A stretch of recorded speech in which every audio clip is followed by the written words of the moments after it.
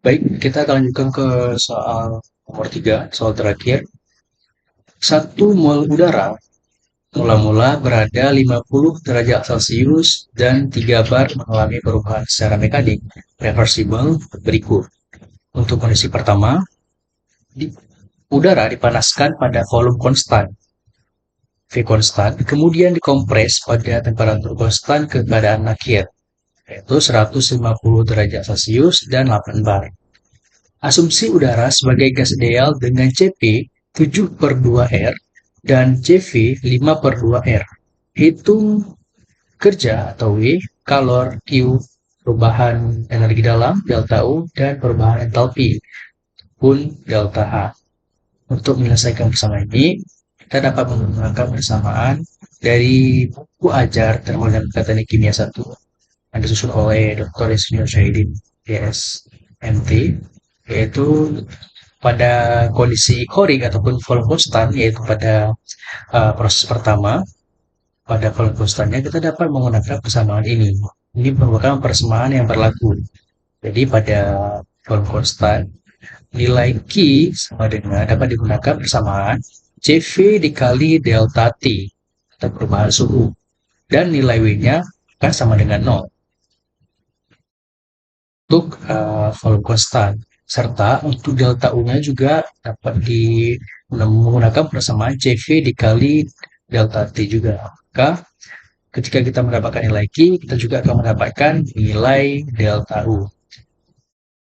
Kemudian kita next, untuk proses kedua yaitu proses kompresi, terjadi dalam keadaan isotermal, merupakan keadaan di mana temperaturnya konstan, yaitu berlaku beberapa ketentuan. Pertama, delta U-nya sama dengan delta H, yaitu bernilai 0. Delta U sama dengan delta A bernilai 0.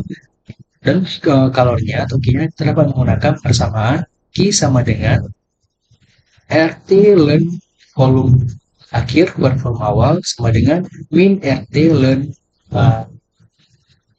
tekanan akhir tekanan awal. Kita dapat menggunakan persamaan dari persamaan ini, salah satu dari persamaan ini. Nah, kemudian kita langsung aja kita lihat lagi bahwasannya untuk pada proses isotermal ataupun temperatur konstan ini ada catatan Q harus sama dengan min W. Berarti untuk mencari nilai Q kita dapat menggunakan nilai W yang kita dapatkan nantinya atau sebaliknya. Baik, kita langsung saja masuk ke penyelesaiannya. Jadi untuk pertanyaan ini, untuk soal ini, ada beberapa variabel yang diketahui. Yang pertama adalah massa gas, yaitu 1 mol udara. Kemudian kondisi awalnya T1-nya 50 derajat Celcius, yaitu sekitar 323,15 Kelvin. Tekanan awalnya P1-nya 3 bar. Pada proses pertama ini terjadi proses pemanasan dengan volume konstan ataupun isoporik. Kemudian pada proses kedua terjadi proses kompresi pada temperatur yang konstan ataupun isotermal ke kondisi akhir. Kondisi akhirnya T3-nya sama dengan 150 derajat Celcius atau sama dengan 423,15 Kelvin. Untuk tekanan akhirnya 8 bar. Oke, kita next. Kita asumsikan udara sebagai gas ideal. Dari soal kita dapat beberapa persamaan. Cp sama dengan 7/2 R, CV-nya 5/2 R.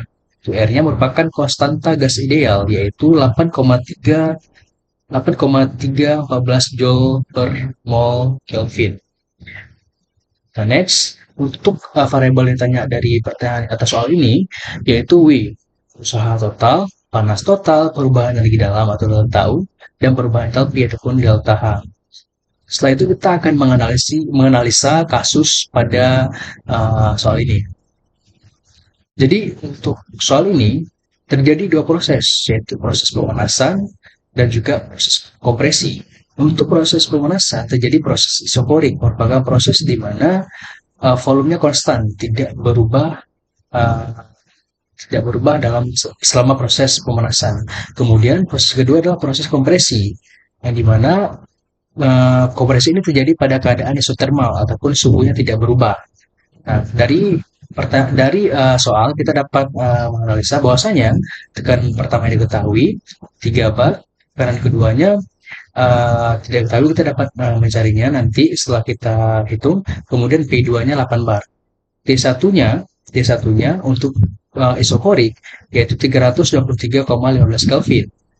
Sedangkan pada kondisi hidrothermal T2-nya diketahui bahwasanya suhunya 423,15 Kelvin. Nah, kenapa di sini sudah ada suhunya? Karena sudah diberi keterangan bahwasanya pada proses kedua atau proses kompresi terjadi secara isotermal ataupun suhunya tetap. Otomatis ketika T2-nya 423,15 Kelvin, maka T12-nya 423,15 Kelvin juga. Begitu juga untuk volume. Volume di sini tidak ada yang diketahui antara dua proses, tetapi nanti pada volume volume 1 2 adalah volume sama dengan V1 dikarenakan proses pemanasan ini terjadi pada keadaan isobarik ataupun keadaan volume konstan. Next, pertama yang harus kita lakukan adalah menghitung V1 ataupun volume pertamanya, yaitu dengan menggunakan pada keadaan isobarik kita dapat menggunakan persamaan PV sama dengan RT, V1-nya sama dengan RTP. Nah, R ini merupakan konstanta gas ideal, T ini merupakan suhu, dan P merupakan tekanan.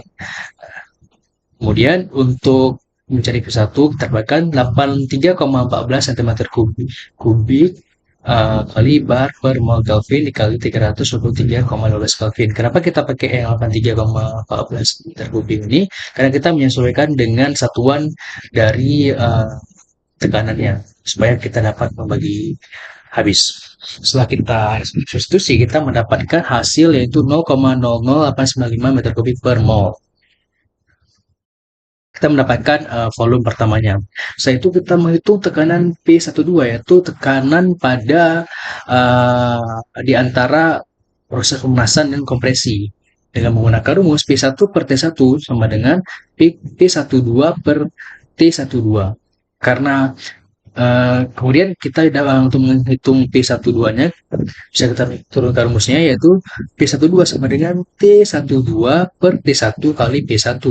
Nah, di mana T12-nya juga diketahui di sini yaitu 423,15 Kelvin dibagi dengan T1-nya yaitu 323,15 Kelvin dikali 3 bar yaitu tekanan P1-nya, tekanan pertama 3 bar. Maka kita dapatkan tekanan 1 2-nya yaitu 3,93 bar.